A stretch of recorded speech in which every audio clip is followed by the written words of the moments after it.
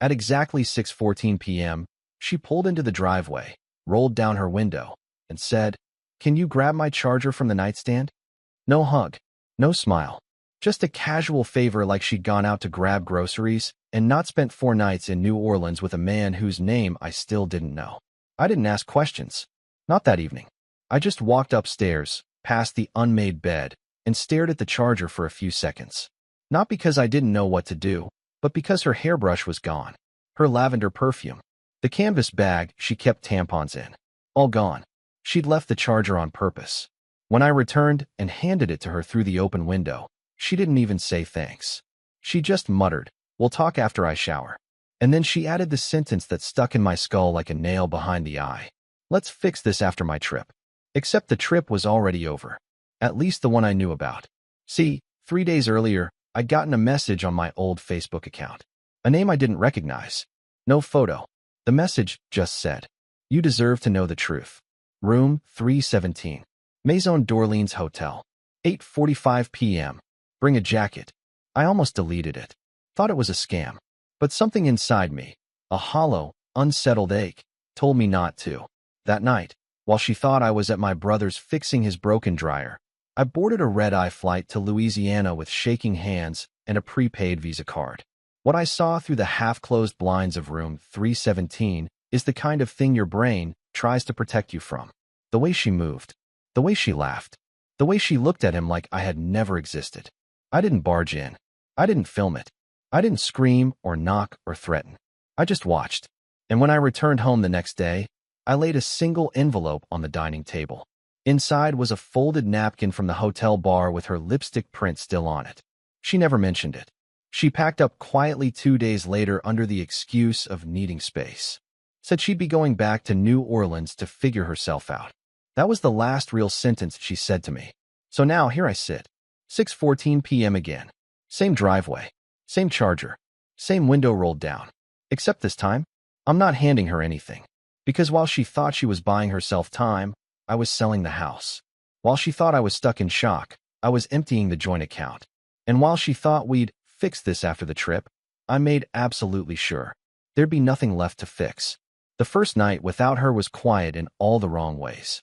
Not peaceful, empty. No hairdryer humming behind a half-closed door. No sound of her mismatched slippers scuffing across the hardwood. Just the cold buzz of the fridge and the irritating tick of the kitchen clock she bought on sale last fall. I had never noticed how loud that thing was, or how long time could stretch when you're waiting for no one. She didn't text, didn't call, not even to ask if I'd fed the dog, which she normally micromanaged like he was our third child. The silence confirmed something that I think I already knew the second she drove off. She hadn't left for space. She'd left for him. Tobias, maybe. Or Zach. Or the tattooed guy from room 317, whose name I still hadn't uncovered. But now I didn't care what his name was. I cared what hers was, who she had become, and most importantly, what she thought she was coming back to. Because she was coming back. She left her favorite boots, her yoga mat, her high-end curling iron.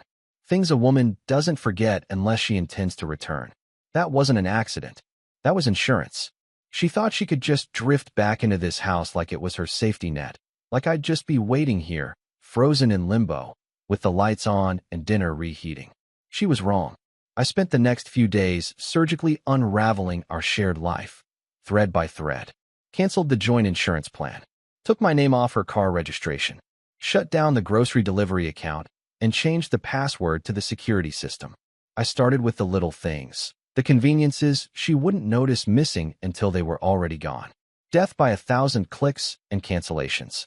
I even made a spreadsheet. Not out of spite, out of necessity. I wanted no mistakes. No loose ends. If she ever walked through that door again, I wanted her to feel what I had felt. Invisible. Unnecessary. Out of place in a life that no longer had a shape molded to her. It wasn't until day 4 that she texted. The message was short. No greeting, no emojis. We should talk soon. Maybe next weekend. I stared at the screen for a long time. My fingers hovered over the keyboard, trembling slightly, not with sadness, but with something I couldn't quite name. Maybe power. Maybe resolve. Maybe it was the echo of a man I used to be, gasping his last breath before I buried him once and for all. Instead of replying, I screenshotted her message, printed it out, folded it once, and slid it inside the same envelope that had once held the napkin. I wrote her name on it, all caps. Then I drove to the post office, mailed it to her parents' address, the one she never updated on our tax documents. I didn't reply because I had nothing left to say, but she did. The next day, she called 3 times. I let it ring. On the 4th attempt, I picked up and said only 3 words. "You shouldn't come." She paused, clearly caught off guard. Then, with that voice she always used when trying to sound calm while controlling the narrative, she asked, "What do you mean? I thought we agreed." I cut her off. "No, you agreed with yourself. I just didn't argue." Her voice shifted, first confusion, then the low tremble of anger barely restrained.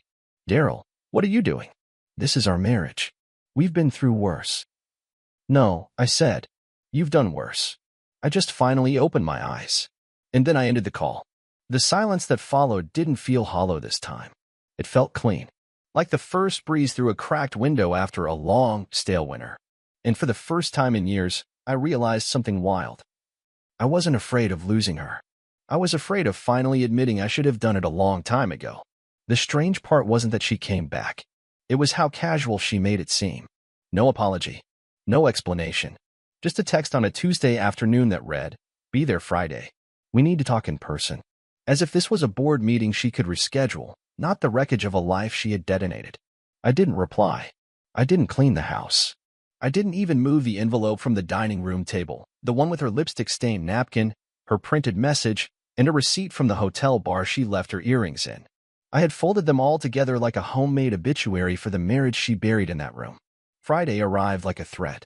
Rain fell sideways, the kind that taps hard on the windows like it's demanding entry. She pulled into the driveway at 6:02 p.m., 25 minutes earlier than she said, because she always wanted the upper hand in timing. But this time, she didn't come to the door. She just sat in the car.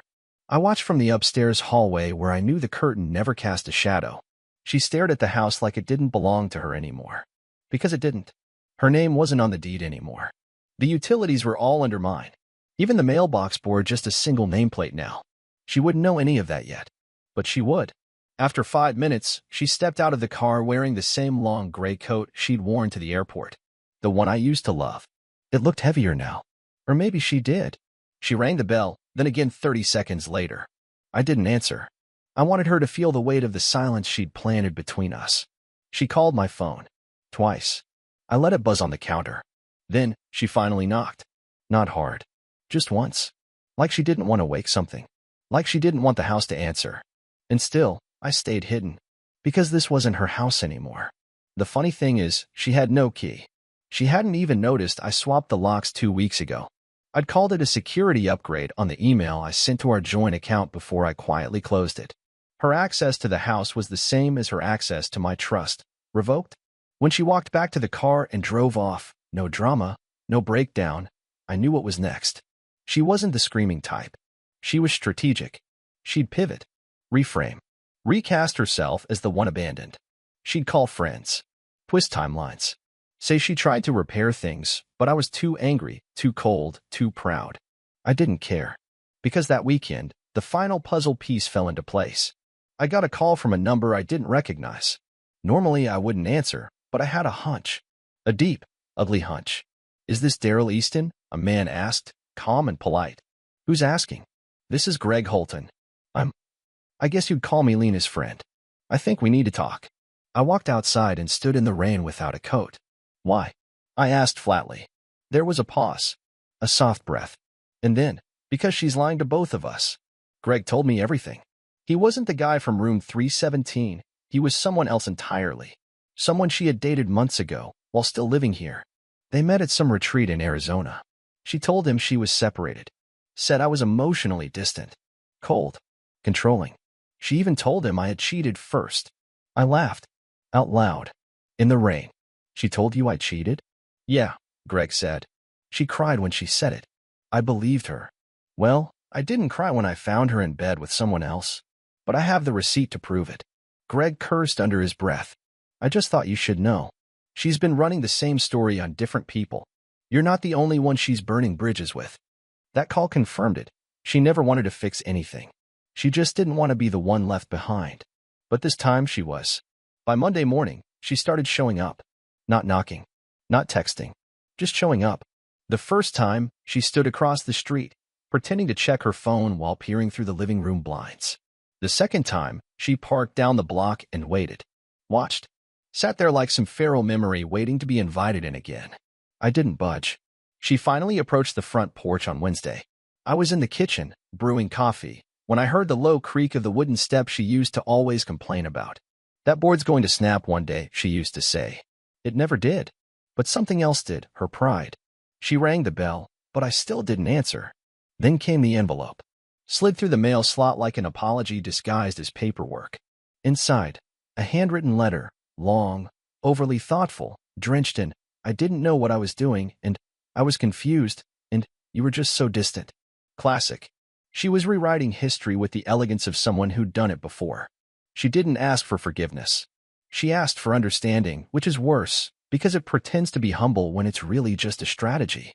She ended the letter with, "We can still talk this through, after the dust settles. I haven't stopped loving you." I poured coffee directly onto the page. Not out of rage.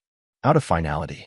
Because what she hadn't realized yet, and what made everything almost tragic in a poetic sort of way, was that she wasn't the story anymore. I was. See, the night before she first reappeared, I did something unexpected. I went to dinner. Not a date. Not a rebound. Just a meal with someone who had sat across from me at the mechanic 2 weeks earlier. Her name was Marla. She had oil on her hands, paint under her nails, and zero interest in small talk. She told me my car's rear suspension sounded bored. I like that. She didn't ask about my past. She didn't ask why my wedding ring was gone. She just handed me a card for her metalwork studio and said, "Stop by if you ever need to hit something with a hammer." That night, I slept for 7 uninterrupted hours. Not because I was falling for someone new, but because I was no longer drowning in someone old. And that terrified Lena. Her calls became more frequent. Her messages shifted from calm to desperate. She left voicemails in the middle of the night with soft-voiced guilt grenades like, "You're really just going to erase me?" and "You said I was your home." But she was never my home. She was the hurricane I mistook for shelter. The final breaking point came one evening when she somehow got inside. I don't know if she had made a copy of the old key, or if I forgot to lock the sliding door in the back. Either way, I found her standing in the living room like a ghost that didn't realize it was dead. She looked around like everything had changed, because it had. New furniture. Bare walls. No trace of her life left here. Even the scent had changed. No more lavender candles. No more eucalyptus mist she used to spray on the curtains. The house smelled like cedar now. Like sharp beginnings. "Daryl," she started, voice trembling. "What is this?" "This," I said, walking past her to pour a glass of water, "is my life. You don't live here. But this is ours. You can't just erase everything." I turned and looked her in the eye, really looked. And I saw the fear not of a woman losing love, but of losing leverage. "You didn't want this life," I said, calmly. "You just didn't want me to be the one to end it." She stood in silence, blinking hard. And then, as if it finally clicked, she whispered, "You're serious?" I didn't nod. I didn't flinch. I just said, "You told me to wait until after your trip." So I waited. And I made sure when you came back, there'd be nothing left to fix. She left without another word. This time, she didn't slam the door. She closed it quietly, as if she finally understood it wasn't hers anymore. It took her 3 days to retaliate. That's how long it took to shift from begging voicemails to the thing I knew was coming: character assassination. I woke up that morning to 3 missed calls from a blocked number, 1 anonymous email titled, "You need to check this out," and a flurry of messages from mutual acquaintances, all with that same awkward energy. "Hey, just wanted to check in. Is everything okay?" At first, I thought maybe she had tried to fake a crisis, something she could use to lure me into a conversation. But it was worse. She'd gone nuclear, the slow burn version. I found out through screenshots that she was telling people I'd become unstable, emotionally abusive, and possibly unwell. The last one stuck with me. Unwell. That's how you soften a lie. Not dangerous, not toxic. Just off. Just sick enough that people don't want to get involved. That they start saying things like, "I'm staying out of it, but I hope he gets help." It was strategic and familiar. I didn't panic. I documented everything. Every voicemail. Every text. Every contact who had heard something. I put it all in a folder, one that lived on a cloud drive, password protected and ready, just in case this ever escalated beyond whispers. I wasn't playing her game.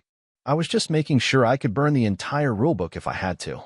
But what she didn't count on, and what made this all unravel even faster, was that people had started asking me questions, too. Not everyone bought her story. Two of her old friends, women I never really connected with, but always respected, reached out to me directly. One of them, Tessa, even wrote, "I'm sorry. I know Lena's hurting, but this doesn't sound like you. I think something's off." And that's when I realized something critical. Lena didn't just lose a marriage. She lost the narrative. In every other chapter of her life, she got to rewrite the endings. Her ex-boyfriend from college? Emotionally unavailable. Her old boss? Manipulative. Her father? Distant and cold. I never thought much of it until now. But the pattern was always there. She told stories that made her the victim and everyone else the villain or the fool. And I just refused to play either role. Still, I knew she wasn't done. I was walking out of the local hardware store, of all places, when I saw her car in the lot. My stomach didn't drop. My heartbeat didn't spike. I just stopped, breathed in, and walked toward my truck like she wasn't even there. But she wasn't there for coincidence. She stepped out of her car and followed me halfway across the lot. "Daryl," she called. Not loud. Just enough. I turned. "What do you want?" Her face had that polished look again, hair done, lips tinted, coat too new for a small-town parking lot. It was the same presentation she used when interviewing for jobs she was overqualified for. Calculated effort, not sincerity. "I didn't come here to fight," she said. "Can we talk?" "Somewhere neutral." "You've been talking plenty," I replied. "Just not to me." Her eyes narrowed slightly, and for the first time, I saw something resembling panic. Not because I'd caught her in a lie, but because I wasn't reacting to it. I wasn't defending myself. I wasn't begging her to stop. I was just letting her dig her own hole. "I made mistakes," she said quickly, like she'd rehearsed it. I was scared. I acted out. But I never wanted things to get this messy. "You know me, Daryl. You know me." I shook my head. I knew someone. Not sure who's standing in front of me now. She stepped closer. "Then let me show you. Give me that chance." I almost laughed. "You had a chance. You asked me to wait until after your trip. I waited. And when I saw what that trip really was, I stopped waiting." She looked like she was going to cry, but I'd seen her cry before. Real tears. Quiet ones. This was a performance. A high-stakes monologue for the audience of one. "You really won't even have a conversation with me," she said softly. "I already did," I said. "You just weren't in the room." I turned and got into the truck. She didn't follow. And when I glanced in the rearview mirror, I saw her standing alone, fist clenched, jaw set. Not crying. Not begging. Just losing. And this time, she knew it. 3 days after the parking lot standoff, I got a certified letter in the mail. No return address, but I knew who it was from before I even signed for it. The envelope was too perfect. Too clean. The kind of envelope you only send when you've got a lawyer behind it, or at least want someone to think you do. I opened it carefully, like it might bleed. Inside was a typed statement from Lena, 3 full pages long. At the top, in bold, confidential intent to pursue separation mediation. Not divorce. Not a lawsuit. Not even a cease and desist. Just a vague, slippery suggestion that I might want to consider amicable steps to resolve lingering tension and asset division. And at the bottom, a handwritten note scrawled in blue ink. "We don't need to destroy each other. I'm still willing to be kind." Kind. That word nearly made me laugh out loud. This from the woman who'd painted me as unstable to anyone who would listen, who'd vanished to another state with a man she called just a work friend, who had the gall to return weeks later and ask if I'd held her place in line. She thought I'd break when she left. She thought I'd snap when she lied. She thought I'd beg when she came back. Instead, I evolved. Quietly. Sharply. Without noise or cruelty, just precision. I didn't respond to her letter. I didn't even acknowledge receipt. But that same night, I printed a different kind of letter, one she wouldn't see coming. It was from my attorney.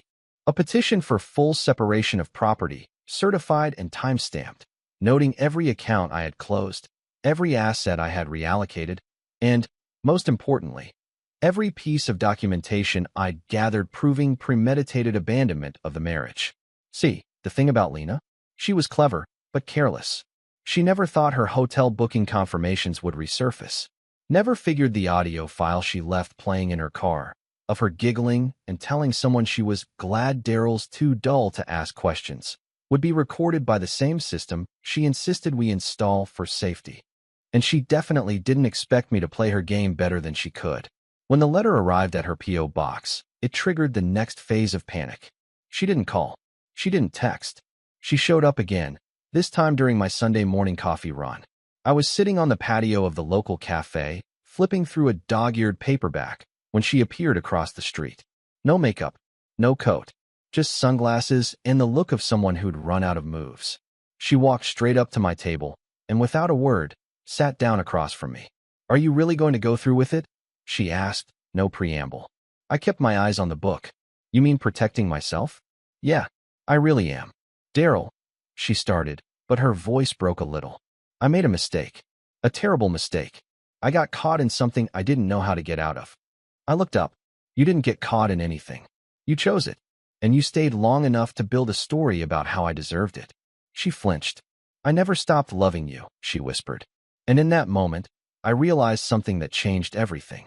She wasn't here because she loved me. She was here because she realized no one else did. The man from New Orleans? Gone. The new friends? Fading. The ones she'd lied to on her way out? They'd gone quiet. The people she expected to back her up? They didn't pick sides because they didn't want to be used next. She wasn't grieving a marriage. She was grieving a spotlight, and I wasn't going to give her one. So I leaned in, calmly, and said, "You don't need to love me, Lena, but you do need to leave me alone. And this time, you don't get to rewrite the ending." She sat there for a long time. I think part of her still expected me to crack. But eventually, she stood up, nodded once, and walked away. She didn't say goodbye. And for once, I didn't need her to. Because the next move? That was mine. It didn't end with that cafe scene. I wanted it to. That moment had all the weight of closure. The silence, the sting, the subtle finality. But people like Lena don't exit stage left. They linger in the wings, rewriting lines for a second act that no one asked for. The letter she sent next was handwritten again. No lawyers this time. No polite formatting or hollow legal language. Just 8 pages of raw, panicked rambling. It arrived folded 3 times over, stained faintly on one edge, as if she'd cried while writing it. Or maybe wanted me to believe she had. It wasn't an apology. Not really. It was a performance. She told stories of how lonely she'd been, of how I never really saw her, of how her affair wasn't about him. It was about feeling wanted. She blamed her choices on the oxygen she claimed she was missing in our marriage. She even wrote, "If you had just held my hand in that grocery store when I reached for yours, maybe none of this would have happened." 8 pages, and not a single sentence of true accountability. But one thing did stand out. Near the bottom of the last page, she wrote, "I'm not proud of what I've done, but you've made it clear you don't want me back. So maybe it's time I tell the truth, to everyone, even if it hurts you too." And just like that, she crossed the final line. She wasn't coming to reclaim love. She was threatening to burn the village if she couldn't sit on the throne. I stared at the letter for a long time, heart slow, steady. This wasn't fear I felt anymore. It was recognition. She had nothing left but the illusion of control, and even that was slipping through her fingers. What she didn't know was that I had spent the last week preparing. The moment I saw her behavior shift from desperation to veiled threats, I began pulling together everything. My own story, my proof, my timeline. Not to fight her, but to end her power over me permanently. I reached out to a quiet journalist I knew through a friend. Not a tabloid chaser, but someone who understood emotional manipulation and coercion inside relationships. I offered to tell my side, not with bitterness, not with drama, but as a cautionary story. A quiet, composed, rational man who had been used, manipulated, and nearly erased. The story wouldn't name her. It didn't have to. What mattered was the message. When I sent over my files, documents, screenshots, recordings, there was a long pause on the other end of the call. Then the journalist said something I'll never forget. "She built the fire. All you did was light a match." I didn't publish the article right away. I gave Lena one last chance. I wrote a single message, short, surgical. "I received your letter. Don't ever contact me again. If you do, I won't respond. I'll simply release everything. No names. Just truth." She didn't reply. 2 days passed. Then 5. Then 10. No calls. No letters. No voicemails under new numbers. Just silence. And in that silence, something strange happened. I started laughing again. Not the forced kind. Not the "I'm doing okay" performance laugh. Real, deep, stupid laughter at sitcoms, at burned toast, and an email from a coworker who misspelled urgent as urine. My body remembered what it felt like to not be under quiet siege. I was lighter, not healed, healing. I went to Marla's studio again. This time I didn't just drop by. I stayed. We smashed old scrap metal with sledgehammers and called it therapy. We drank bitter coffee and talked about how small life feels when you forget to notice it. She didn't ask about Lena. She never had. And I loved her for that. Later that night, I stood in my backyard, barefoot in the grass, holding Lena's final letter in one hand and a lighter in the other. I didn't burn it with rage. I burned it like someone clearing out old furniture. Nothing personal. Just unnecessary now. As the flame chewed its way through her carefully curved handwriting, I realized she was never going to understand what she lost. But that wasn't my burden anymore. A month passed. Then two. Each day folded into the next without chaos, without confusion, without her. There were no texts at midnight. No surprise knocks at the door. No sudden whispers from mutual friends trying to mediate. For the first time in what felt like years, I was living a life that didn't orbit around someone else's storm. And slowly, almost without noticing, I began to rebuild. Not in some dramatic, tear-down-the-walls way. Nothing cinematic. Just real. I replaced the broken fence she used to complain about but never lifted a hand to fix. I finally donated the box of winter clothes we both said we'd go through someday. I started cooking again. Not for two, just for me. And that was enough. One morning, I stood in front of the bathroom mirror and realized something startling. I looked different. Not younger. Not tougher. Just more present. Like I wasn't shrinking anymore to fit someone else's version of me. I didn't talk about Lena much. I didn't need to. Not because I was suppressing anything, but because I'd already said everything that needed to be said. To her. To myself. And when people brought her up, I smiled without flinching. That was how I knew. I was free. One afternoon, I got a message from someone unexpected, Lena's sister, Ruth. We hadn't spoken since the breakup. I almost didn't open it, but I'm glad I did. All it said was, "I don't know what she told people, but I know what she did. Just wanted you to hear that from someone in the family. Hope you're doing okay." I didn't respond. There was nothing to fix, nothing to fight, and nothing to prove. A week later, I ran into Marla again. She'd been welding something massive in her studio, hair tied back with a bandana, face streaked with sweat and soot. We shared coffee without expectation. There was no flirtation, no rushing anything. She handed me a chipped mug, sat across from me, and said, "You ever think about what kind of man you'd be if none of this happened?" I thought for a long time. Then I said, "Yeah, I'd be quieter, smaller. I think I'd still be trying to keep someone else happy." She smiled. "So this version of you. You keeping him?" And for the first time in a long time, I said something that felt unshakably true. "Yeah, I think I am." That night, I didn't dream about her. Not about the trip. Not the hotel. Not the letters. Not even the charger she left behind. Instead, I dreamed about a version of my life that was finally mine again. And when I woke up, I didn't feel hollow. I felt whole.